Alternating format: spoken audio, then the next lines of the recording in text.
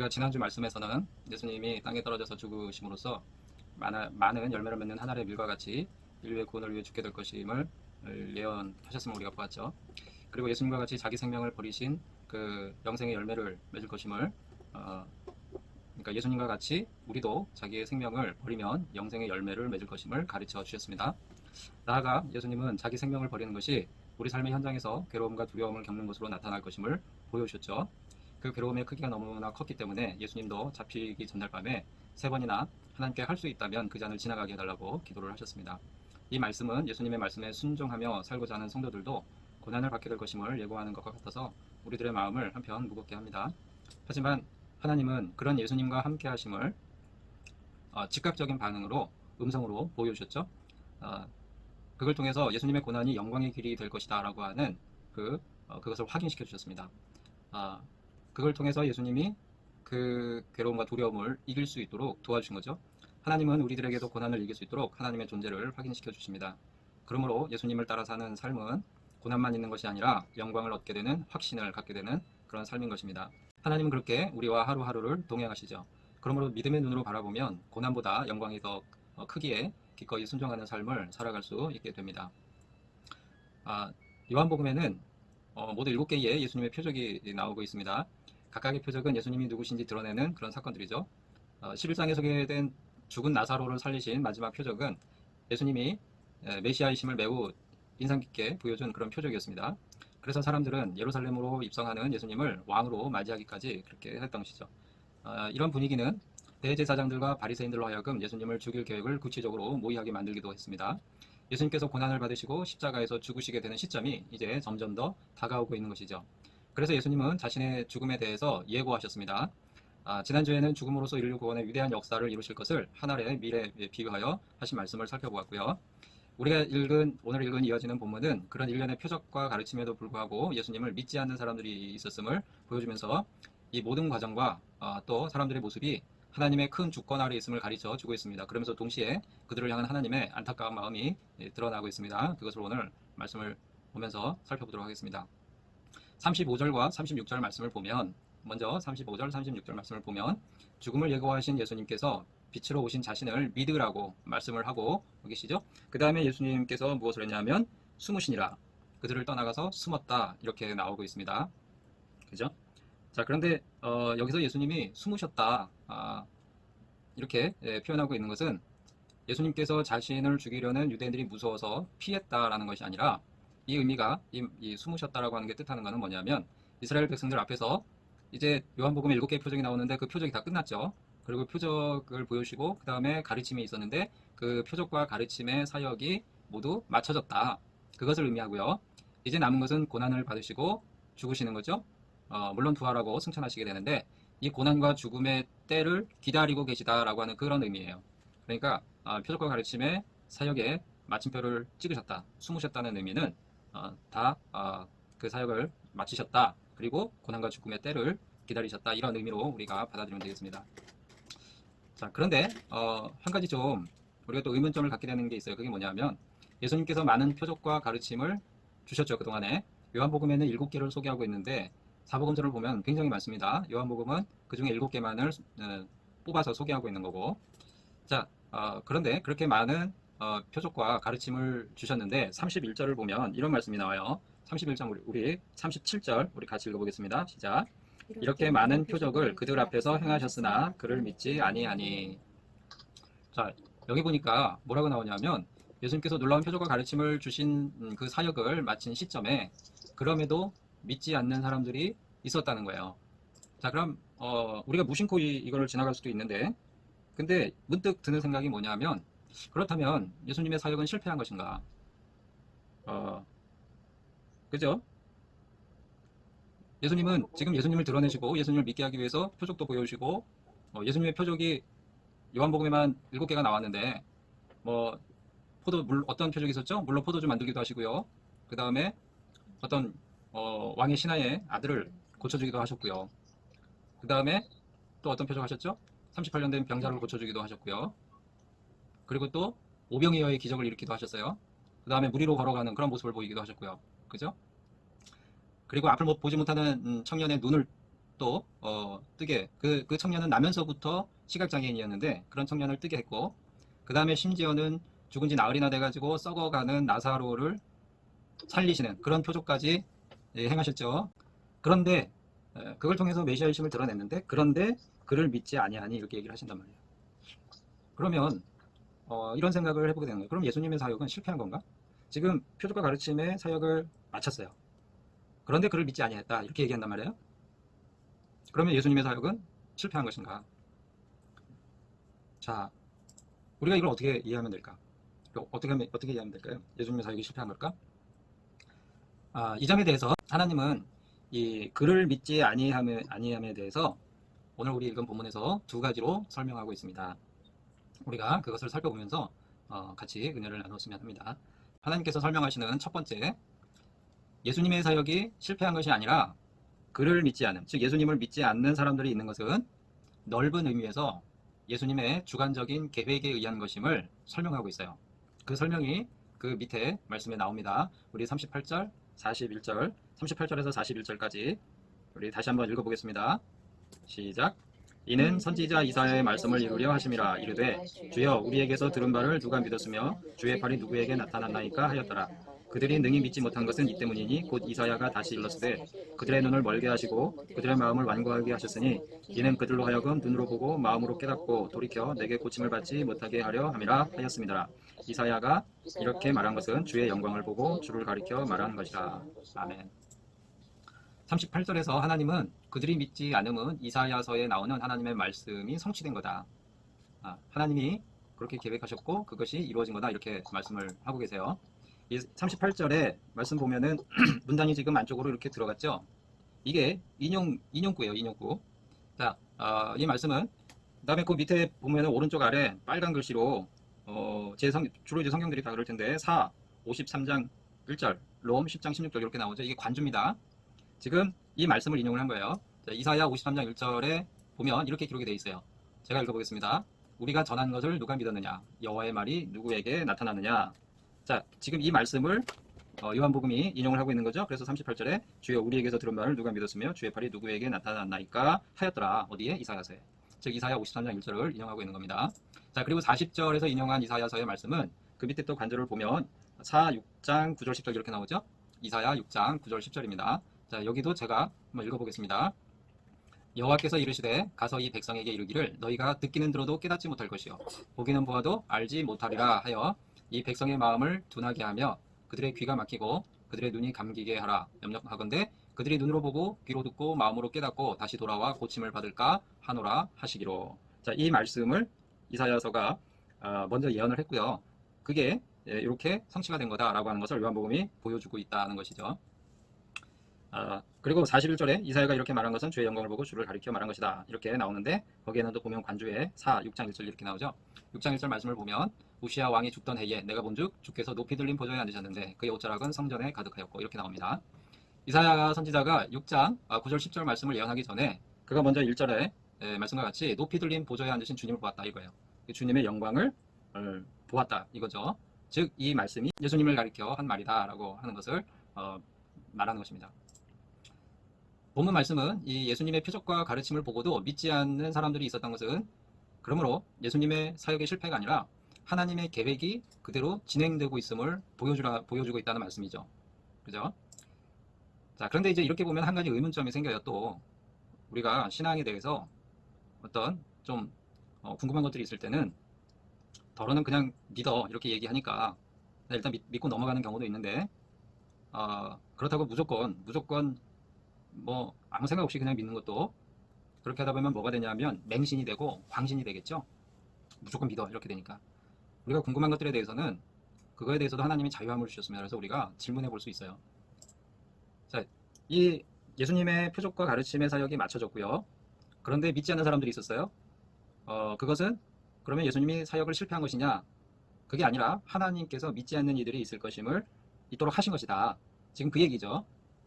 자, 그러면 이제 뭐가 궁금해지냐면 그러면 그들이 믿지 않은 것은 그들의 잘못이 아니라 하나님께서 그렇게 하셨으니까 하나님의 책임 아닌가? 이런 생각이 들 수 있다는 거죠.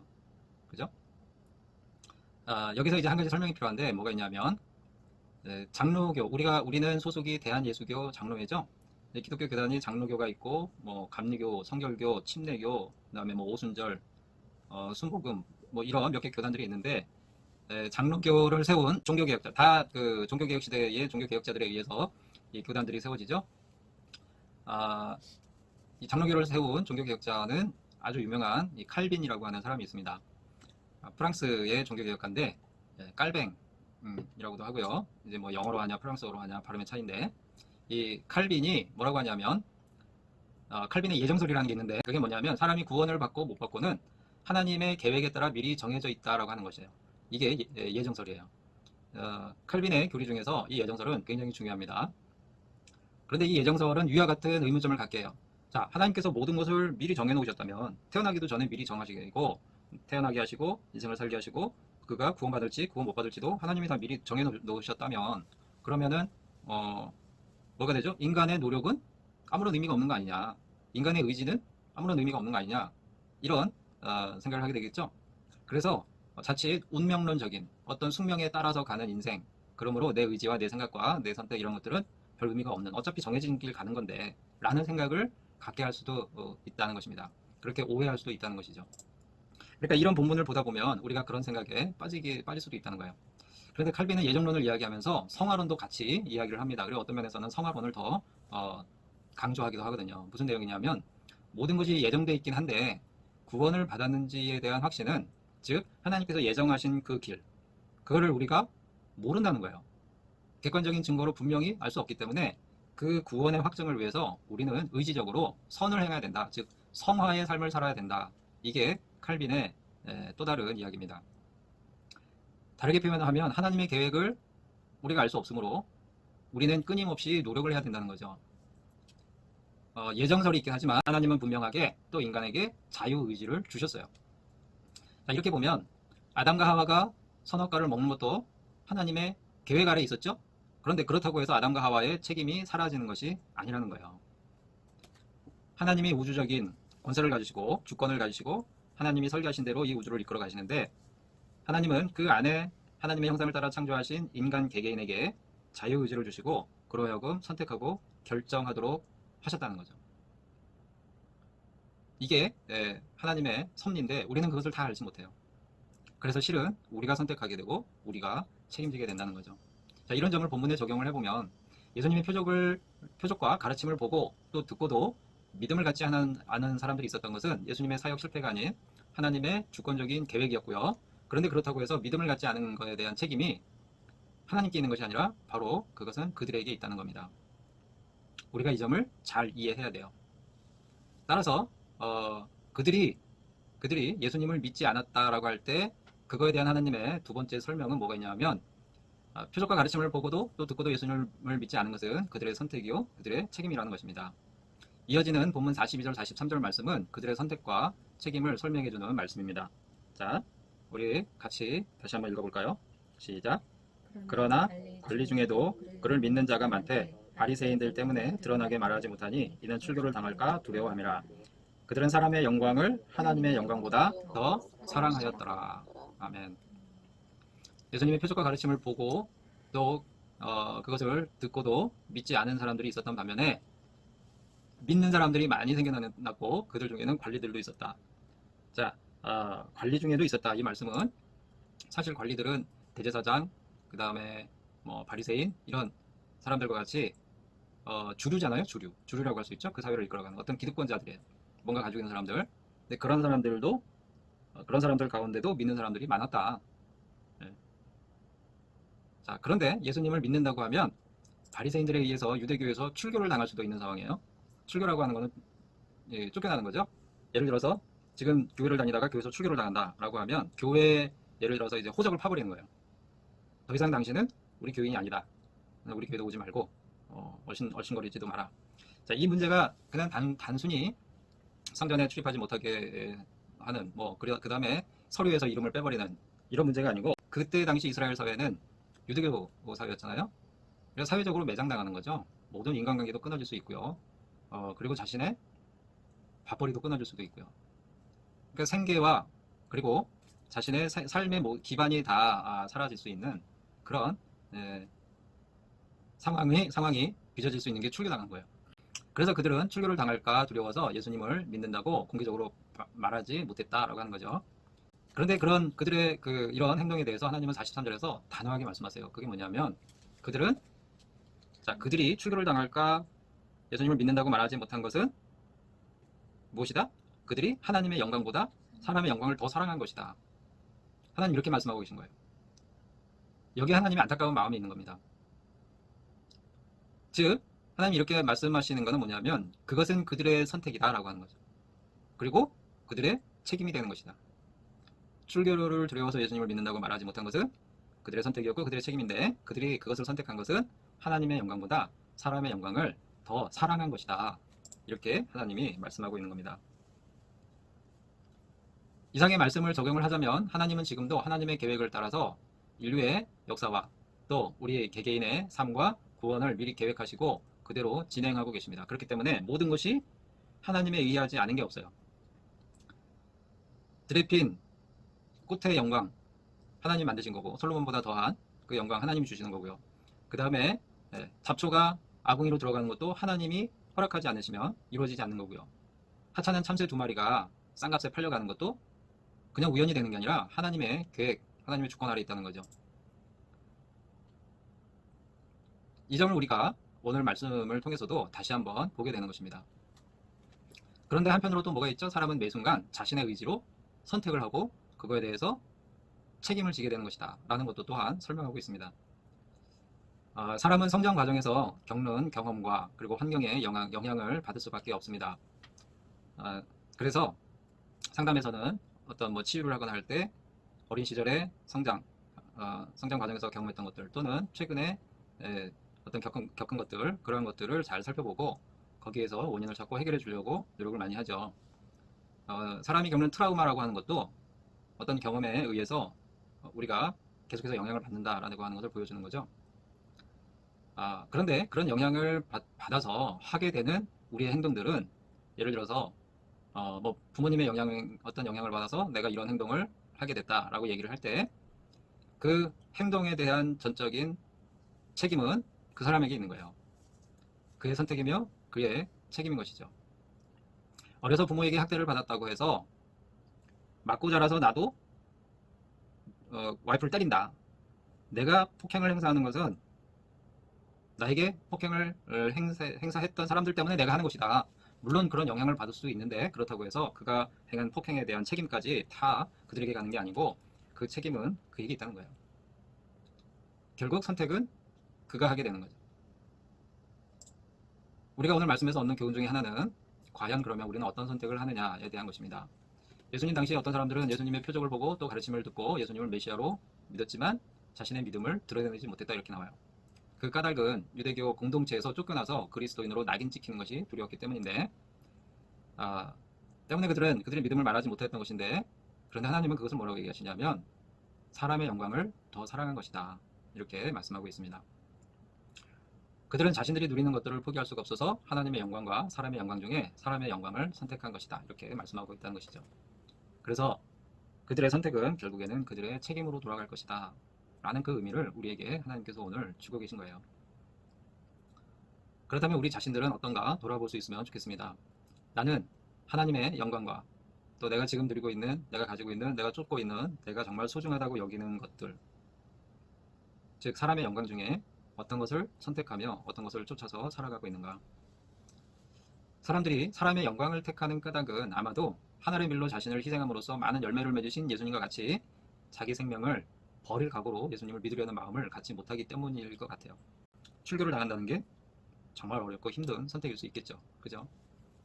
그럼에도 불구하고 때로 하나님은 결단하기를 원하시고요. 그리고 그 선택에 대한 책임을 우리에게 묻게 된다라고 하는 것입니다. 하나님께서 선택하게 하시고 책임을 묻기 전에 하나님은 사실 선택에 대한 결과에 대해서 이 생명을 버리게 되면 오히려 그게 얻는 것이다. 또 그걸 통해서 얻게 되는 영광 그런 걸 미리 하나님은 힌트를 주셨죠. 알려주셨어요. 그리고 선택하게끔 도와주셨는데 많은 경우에 우리는 하나님의 영광보다는 눈앞에 있는 사람의 영광을 더 많이 쫓는 그런 삶을 살고 있다라고 하는 것입니다. 이게 하나님의 영광이라고 해서 그냥 쉽게 교회를 위하고 교회 헌금을 더 많이 하고 그 다음에 말씀 많이 보고 기도 많이 하고 꼭 이게 하나님의 영광이 아니에요. 그냥 매 순간 우리가 삶 속에서 생각하고 또 뭔가 결정해야 되고 할 때 하나님이라면 어떻게 하실까? 예수님이라면 어떻게 하실까? 그리고 이게 하나님께서 좋아하실 일일까? 싫어하실 일일까? 그런 생각들을 하면서 하나님께서 좋아하실 것 같은, 또 하나님께서 기뻐하실 것 같은 그런 것들을 선택하기 위해서 고민하는 거죠. 고민하면서 하는 것. 그게 하나님의 영광을 더 사랑하는 삶이 될 것입니다. 우리가 우리 삶 속에서 매 순간 만나는 선택의 기로에서 용기 있게 하나님의 영광을 택할 수 있기를 바랍니다. 그럴 때 우리가 지난주 말씀에서 보았던 것처럼 하나님은 하나님의 존재하심을 우리 삶 속에 드러내실 거예요. 우리가 하나님의 영광을 보면 볼수록 하나님의 존재하심에 대해서 영적인 감수성을 가지고 더 많이 느끼며 살아갈 수 있을 겁니다. 그런 감수성을 가지고 하나님의 존재하심을 우리가 느끼면 느낄수록 더 우리의 찬양이 많아지고 진심으로 찬양할 수 있겠죠. 그리고 세상에서 얻지 못하는 하늘의 평안을 또 우리가 얻는, 그 다음에 미래에 대한 확실한 소망을 또 갖는, 그래서 더더욱 하나님의 영광을 더 기꺼이 선택할 수 있는 그런 삶을 살아가게 될 것입니다. 그 삶이 우리들의 삶이 되기를, 우리 소자교회 성도들의 삶이 될 수 있기를 바랍니다. 기도하시겠습니다. 오늘 주신 말씀 생각하며 각자 짧게 기도하고, 그리고 이번 한 주간도 어떻게 우리가 또 계획하고 있는 것들 하나님께서 인도해 주시기를 다 같이 기도하겠습니다.